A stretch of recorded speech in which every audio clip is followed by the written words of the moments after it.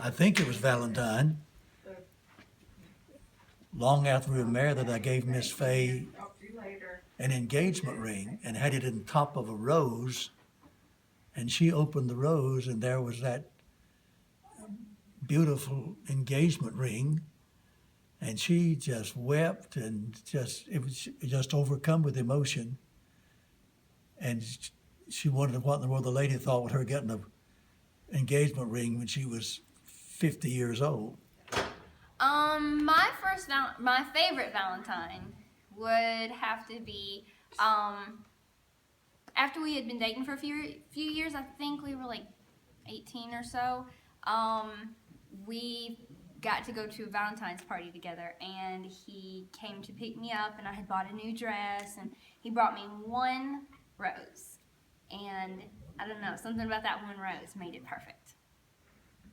That was pretty good, but I'd say every Valentine's, because each one is special. And I love you so much, and they're all the best with you. That's a wonderful answer. No particular Valentine's Day stands out as being any more special than another. Every day is special with my wonderful husband of 48 years who shows me in so many ways how much he loves me. Used to, he would always buy me a box of candy or a dozen roses for Valentine's Day. Well, the practical side of me kicked in, and I convinced him that maybe he could use our money a little more wisely and buy me something that would last for a while, like a dress. But this one particular Valentine's Day, he bought me the usual chocolates, but I was on a diet. And in those days, I would go on these crazy 3 or 4 day diets, and which you could lose 8 to 10 pounds in that short amount of time if you stuck right with the diet. But I was determined that I was not going to eat any of those chocolates. So every day I would open the box and I would take a big whiff of the chocolate, and it would seem to satisfy my cravings for a while. But I was so determined not to eat them. But just as soon as that diet was over, I plunged into my box of chocolates and began eating them. And within a short amount of time, I had gained back every pound that I had lost. But it was so worth it. Wife a red rose and take her out to eat. A place to eat, I haven't decided yet, but it would be a red rose and a place to eat. My most memorable Valentine celebration. I need to tell you a story. In the summer of 1955, I sat on a couch in my mother's living room and proposed to a brilliant brown-eyed lady from Blacksburg, Virginia. When I asked her to marry me, she said, "I can't play the piano. I can't cut up a chicken." I took that as a qualified yes. Well, our first Valentine's Day was after that, when we came back to Holmes Theological Seminary. In February, we were engaged. I couldn't send her a card, and I couldn't wish her a happy Valentine's Day. But everybody who knew us knew I wore my heart on my sleeve anyway, so everybody knew, Happy Valentine's Day, Happy Valentine's Day, Happy Valentine's Day. Look forward 60 years.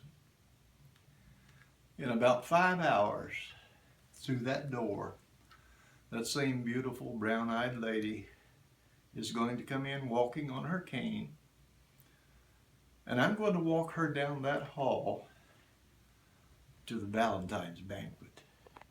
And everyone she meets, she's going to hug them and tell them what a sweet person they are. And I'm going to stand there as her escort.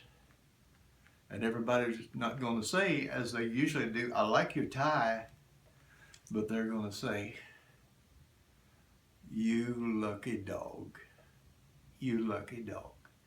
Now that's a memorable Valentine's celebration. My favorite Valentine's memory is one day Gary was coming to the house to pick me up for dinner. He was working or something. So while I was ready and waiting, I'm playing the piano just leisurely. He comes in and kind of sneaks up on me, and I didn't know he was home. He hands me a rose at the piano, and I'm famous, as my family is as well, to mix our words up, but I've never mixed my actions up. But I took the rose. It was so sweet. I held it up. He would have never known had I not giggled. But I kissed the rose and smelled of his cheek. But then I got so tickled that I had to tell him what I did. And he said, "Why did you tell me? Why would you tell anybody that?" That was really funny. But this most special Valentine, I have two, one funny and then one serious, is he sent me just an email, and it just had a little short clip of a song and some pictures of us through our many years together, and it just said, "I love you, you make my life wonderful," or something sweet like that. And it was meant more to me than a gift ever could have. I don't even know if he brought me a gift that year. It didn't matter. It was wonderful. We had great Valentines together. Okay, well, I had a very embarrassing Valentine's Day about 3 years ago. Had bought this girl some chocolate and a teddy bear, and she ended up not even come to the date. So, yeah. And I asked her what was up, and she was like, "I don't know."